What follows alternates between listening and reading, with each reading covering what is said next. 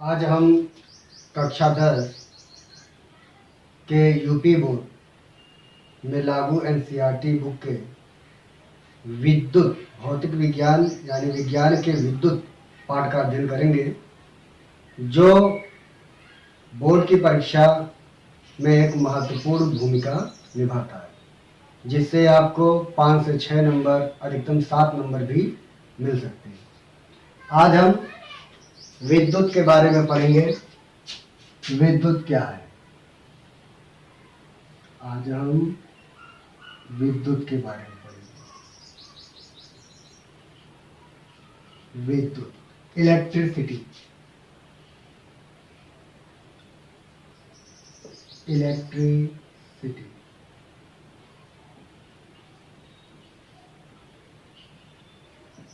Electricity. आज हम electricity के बारे में पढ़ेंगे।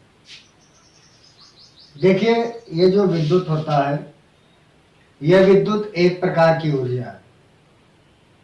जिन भी पदार्थों में इलेक्ट्रॉन, प्रोटॉन और न्यूट्रॉन पाए जाते हैं, उनसे हम विद्युत बना सकते हैं। तो सबसे पहले इस पाठ में हम लोग सबसे पहले पहली टॉपिक के बारे में जानेंगे, जिसका नाम है वैद्युत आवेश।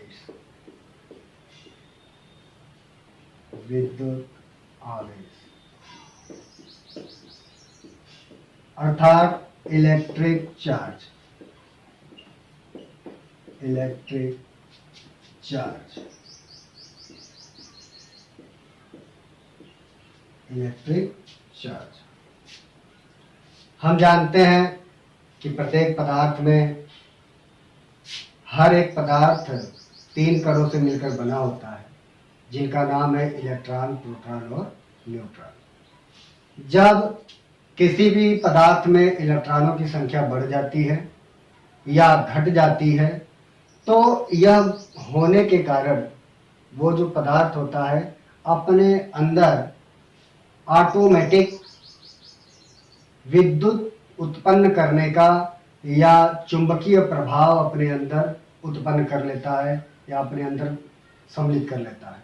यह उसका व्यवहारिक गुण है। जब भी किसी भी पदार्थ में इलेक्ट्रॉनों की वृद्धि या कमी होती है, तो वह अपने आप आवेशित हो जाता है, और जब वो आवेशित हो जाता है तो उसमें वैद्युत धारा बहने लगती है या चुंबकीय प्रभाव यानी चुंबकत्व का गुण उत्पन्न हो जाता है। इसे ही हम कहते हैं वैद्युत आवेश। यानी आप इसकी परिभाषा कह सकते हो, परिभाषा लिख सकते हो कि किसी भी पदार्थ से, किसी भी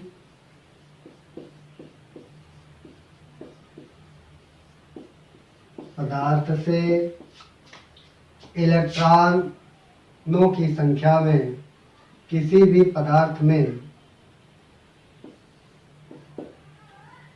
किसी भी पदार्थ में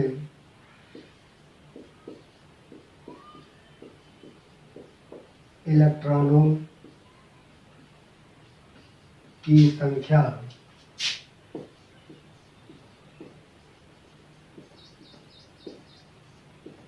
संख्या में वृद्धि या कमी होने पर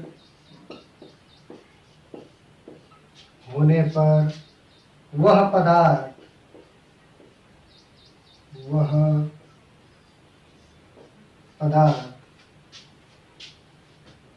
आवेशित हो जाता है,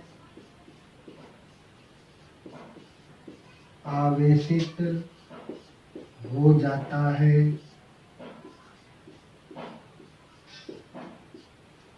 इसे ही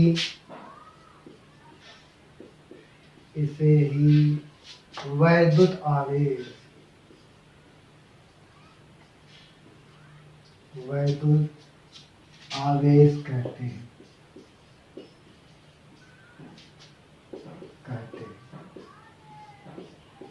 इसे ही वैद्युत आवेश कहते हैं।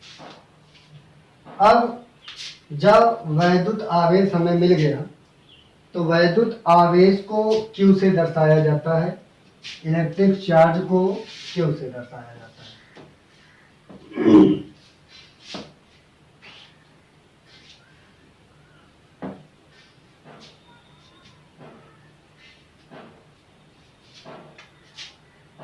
विद्युत आवेश को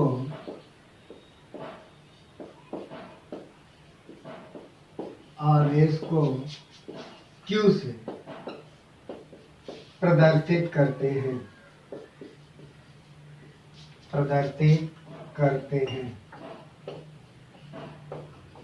Q से प्रदर्शित करते हैं। यहां से एक सूत्र भी मिलता है हमको, यहां से एक सूत्र का निर्माण होता है, Q बराबर N इंटू E, अर्थात Q तो हम जानते हैं क्या है, आवेश है, Q है आवेश, N होता है इलेक्ट्रॉनों की संख्या,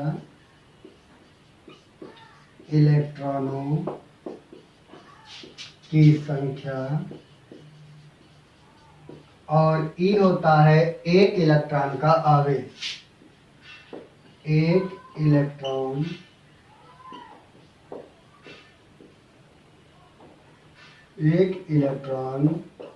का आवेश, और एक इलेक्ट्रॉन का आवेश होता है 1.6 गुणे 10 के पावर -19 कूलम, -19 कूलम। तो वैद्युत धारा यानी वैद्युत आवेश जो होता है, यह वैद्युत आवेश किसी भी पदार्थ में उत्पन्न हो सकता है। जिन पदार्थ हम जानते हैं कि हर एक पदार्थ इलेक्ट्रॉन, प्रोटॉन और न्यूट्रॉन से बनते हैं, तो इलेक्ट्रॉन, प्रोटॉन, न्यूट्रॉन से बनने के कारण जिन पदार्थों में इलेक्ट्रॉनों को दान करने या ग्रहण करने की क्षमता पाई जाती है या गुण पाया जाता है, तो वह पदार्थ वैद्युत आवेशित हो सकता है। कुछ अपवाद भी हैं, उनको छोड़ करके। तो अब जब वैद्युत आवेशित होगा तो उस पदार्थ में कितने इलेक्ट्रॉन आए, कितने इलेक्ट्रॉन गए, यानी आवेशों की संख्या अगर आपको निकालनी है, या आवेशों की मात्रा आपको निकालनी है, या उसमें कितने इलेक्ट्रॉन है ये आपको निकालना है, या उसमें इलेक्ट्रॉनों की संख्या आपको निकालनी है, तो उसके लिए एक ये सबसे कारगर फार्मूला है Q बराबर N इंटू E।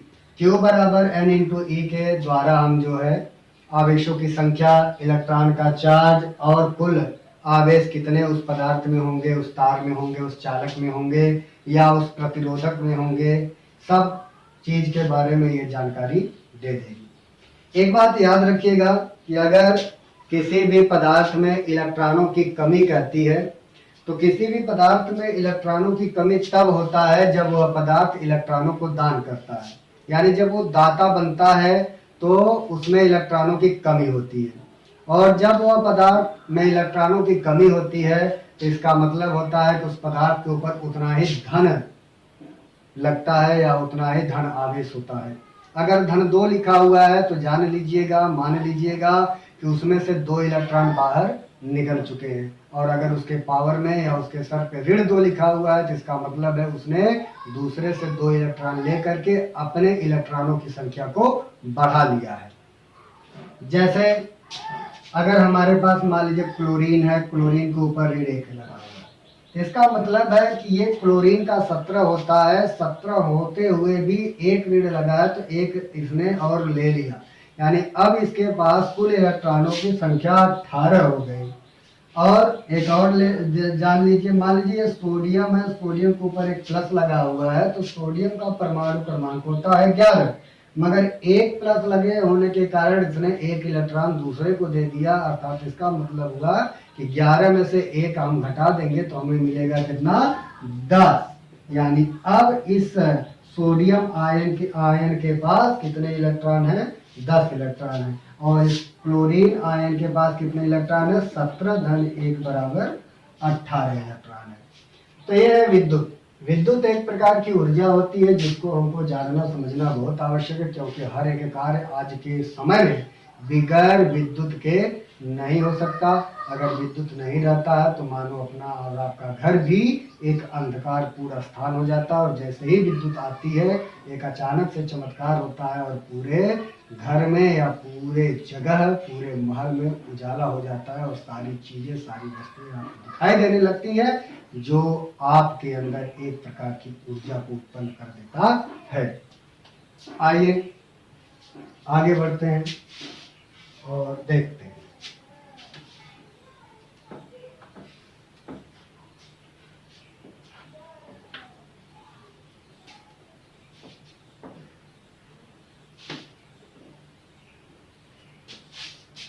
अब हम जो है वैद्युत धारा के बारे में पढ़ेंगे। वैद्युत धारा क्या होती है?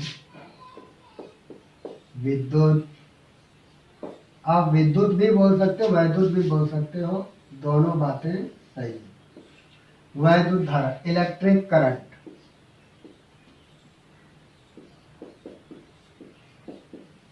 इलेक्ट्रिक करंट, वैद्युत धारा।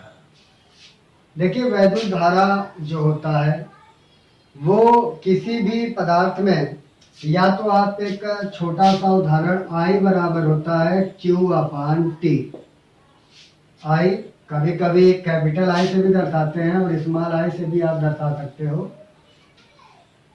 और I बराबर Q/T, इसकी परिभाषा बनती है कि आवेश प्रवाह की दर को, की दर का मतलब बटा, दर बोल दिया तो बटा, और समय के साथ आवेश प्रवाह की दर को वैद्युत धारा कहा जाता है। परिभाषा बहुत सीधी और छोटी है। आवेश प्रवाह, आवेश प्रवाह की दर को, की दर को वैद्युत धारा कहते हैं। वैद्युत धारा कहते हैं।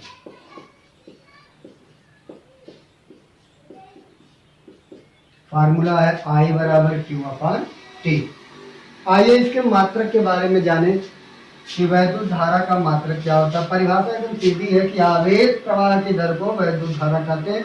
इसके ऊपर बोर्ड की परीक्षा में सवाल जरूर पूछता है, याद रखिएगा। I बराबर Q/T। और भी इससे निर्माण हम करेंगे। अभी आगे बढ़ते हैं, देखते हैं क्या क्या होता है।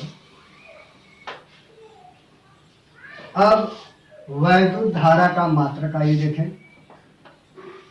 मात्रक, वैद्युत धारा का मात्रक हम पढ़े I बराबर Q/T।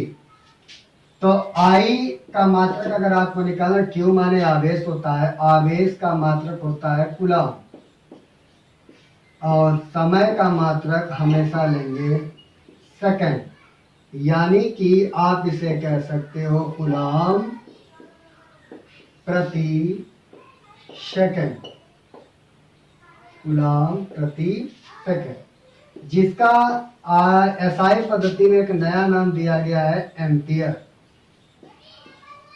एम्पियर ए भी प्रदर्शित कर सकते हो या AMP से भी प्रदर्शित कर सकते हो।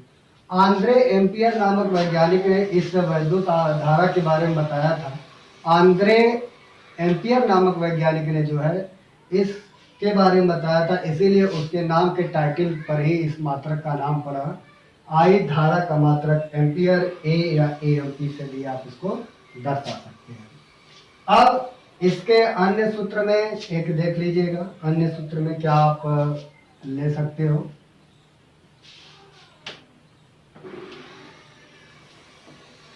अन्य सूत्र देख लीजिए। जैसे हमारे पास है I बराबर Q/T, तो आप Q बराबर तिर्यक गुणा करके I इंटू T भी कर सकते हैं। अन्य सूत्र। अब हमें क्या मिला कि Q बराबर I इंटू T, इसे भी लोग याद करते हैं। तो अगर हमको एक आवेश की परिभाषा या एक एम्पियर की परिभाषा हमको निकालनी है तो क्या होगा? आइए एक एम्पियर की परिभाषा पता करें। एक एम्पियर किसे कहते हैं? एक एम्पियर किसे कहते हैं? तो एक एम्पियर की परिभाषा निकालने के लिए आप यहाँ पे थोड़ा गौर कीजिएगा। मान लीजिए Q बराबर 1 कूलाम है और T बराबर 1 सेकंड है, तो 1 एम्पियर किसे कहेंगे? कहेंगे 1 कूलाम आवेश को 1 सेकंड तक प्रवाहित करने के लिए, 1 कूलाम आवेश को 1 सेकंड तक प्रवाहित होने में जो वैद्युत धारा उत्पन्न होती है या जो वैद्युत धारा खर्च होती है उसे हम 1 एम्पियर कहते हैं। कहेंगे 1 कूलाम आवेश को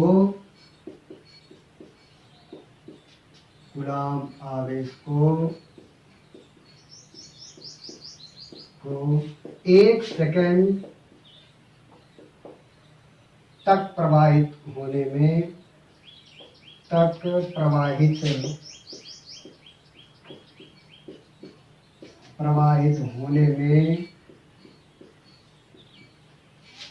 एक एम्पियर धारा खर्च होती है या उत्पन्न होती है। ये हो गया 1 एम्पियर की परिभाषा। अब हम समय न खत्म करते हुए वैद्युत विभव के पास पहुंचेंगे। वैद्युत विभव क्या होता है?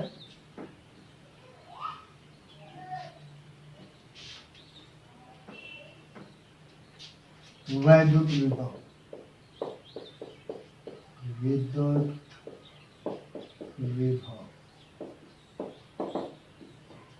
इसे हम इंग्लिश में कहेंगे इलेक्ट्रिक पोटेंशियल।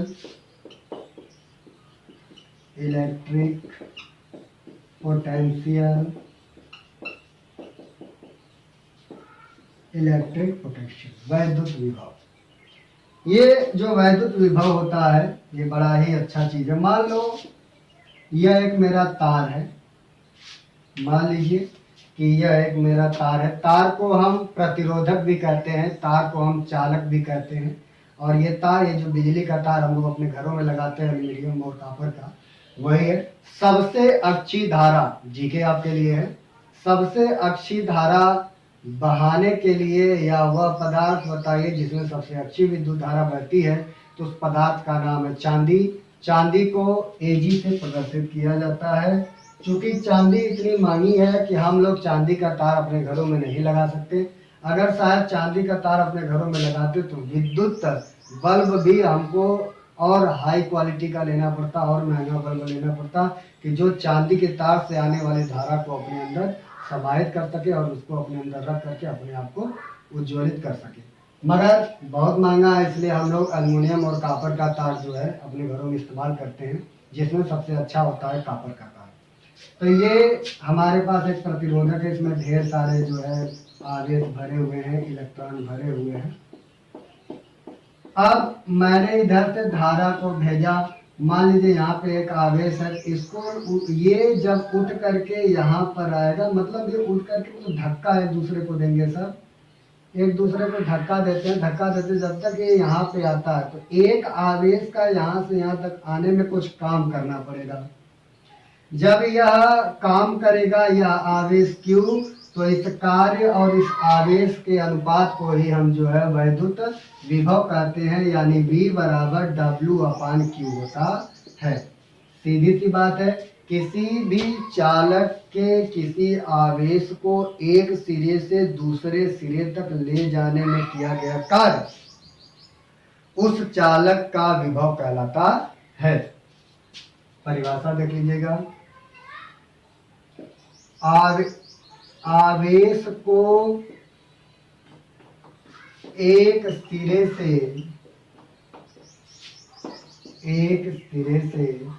दूसरे सिरे तक ले जाने में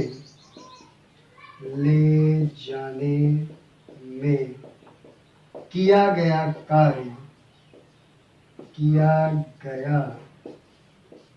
कार्य उसका वैद्युत विभव कहलाता है। वैद्युत विभव कहलाता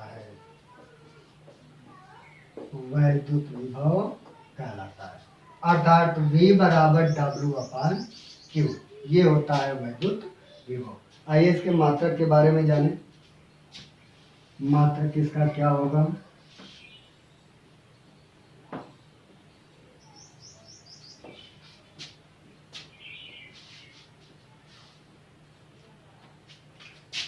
मात्रक V बराबर होता है W/Q। V बराबर W माने कार्य का मात्रक हम जानते हैं जूल होता है, और आवेश का मात्रक कूलम्ब। अर्थात हम इसे कह सकते हैं जूल प्रति कूलम्ब।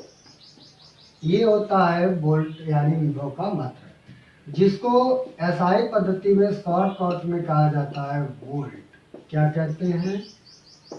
वोल्ट। यानी विभव का मात्रक क्या होता है?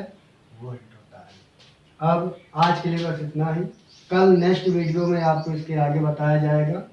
आप सब्सक्राइब कर दीजिए, बेल आइकन दबा दीजिए, कमेंट कर दीजिए, और अपने मित्रों को भी ये वीडियो शेयर कीजिए कि अधिक से अधिक इस लॉकडाउन के पीरियड में बच्चे घर पे बैठ करके पढ़ सके। और घर पे रहिए, सुरक्षित रहिए, और 1 मीटर की दूरी बना करके ही घर पे रहें। अपने हाथों को सैनिटाइजर कीजिए और उसको लाइफ बॉय साबुन से रोजाना धोइए। ठीक है, आपके लिए धन्यवाद।